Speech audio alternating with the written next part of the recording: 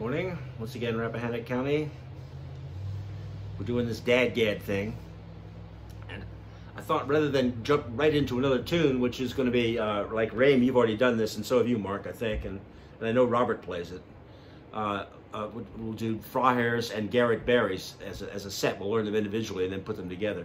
But they work so well, and this just got to happen. I mean, so again, we're going to do the same thing we did to them as we did to the Channers. But in the meantime, before we do that, just to get a little, let me see if I can get this, make sure both hands are covered. DADGAD, right? So the licks here are really interesting. Like, there's that C natural, which is the seventh or the modal in D, right? It's a very important note. So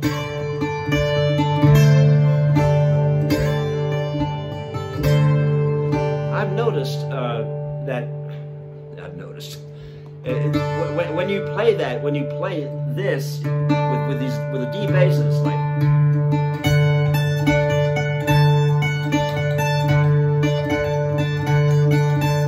and you want to go to that which Irish music does all the time. This is just a major F sharp A,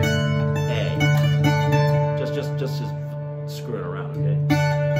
When you go to this, when you go to that modal, use the 5 bass. So you play.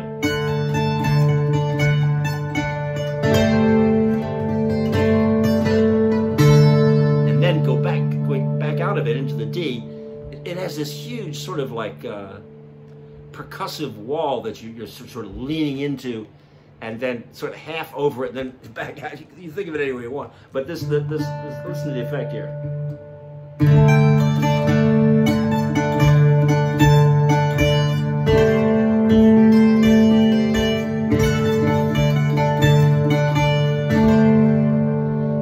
This note here is always ornamental by the half tone below it, the B. Now the neat thing about that B is it's right here on the 3rd string. So you can play them as a little arpeggio, and this is one of the beauties, of course, with a multi-stringed instrument, is you can have voices that sing through each other, as it were. So we have.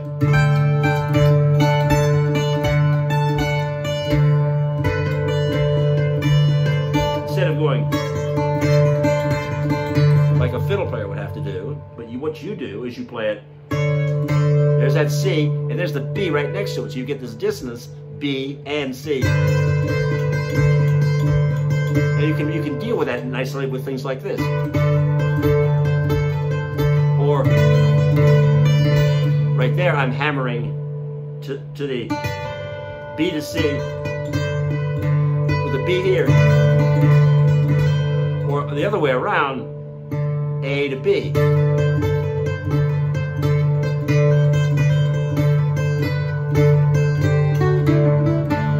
And then across the scale, F sharp, E, D, C, C on the 5th string, the 3rd fret, B. So that together.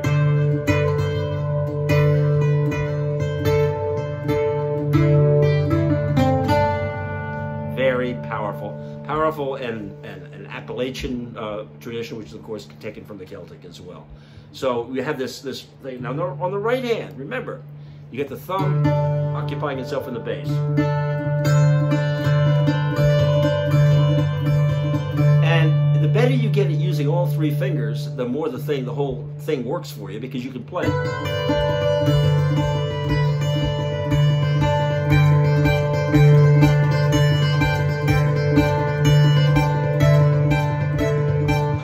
Sorts of little things you can do that when you play the thing as an arpeggio and just sort of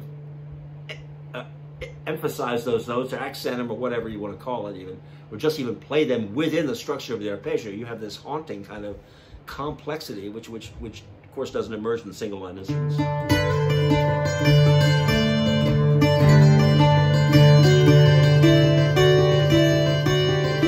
hear that arpeggio on top of all that?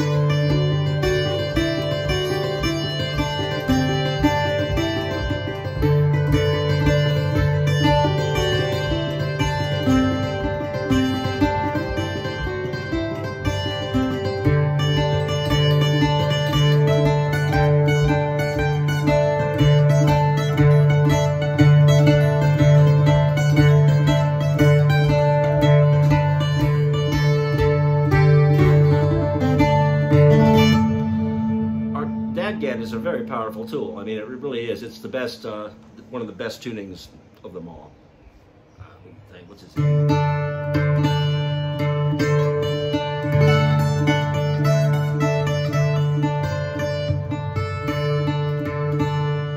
Now, just take it a little bit further, sliding.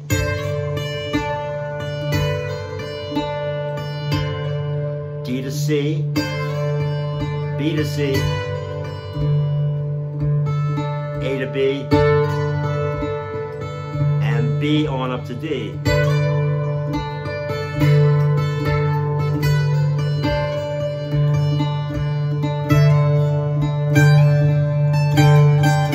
I've never met a slide I didn't like.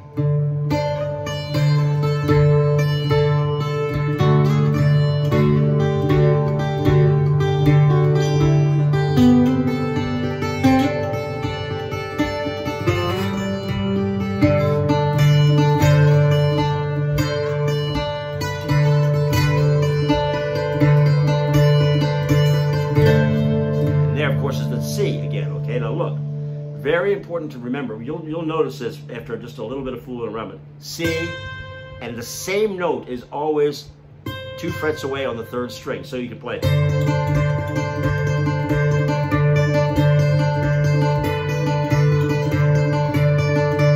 If you have that in your head, you have this built-in arpeggio, this.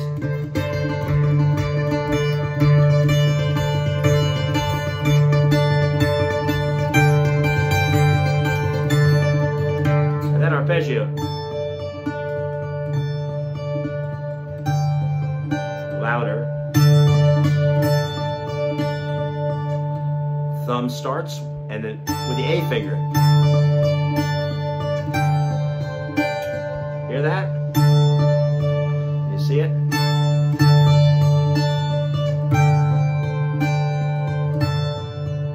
Or anything.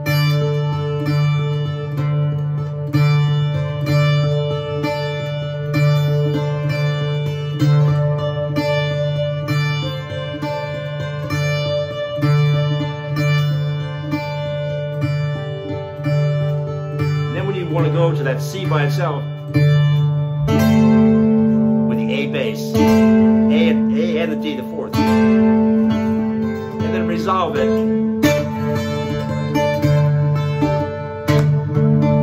Other tricks, a little into the blues world, but it works.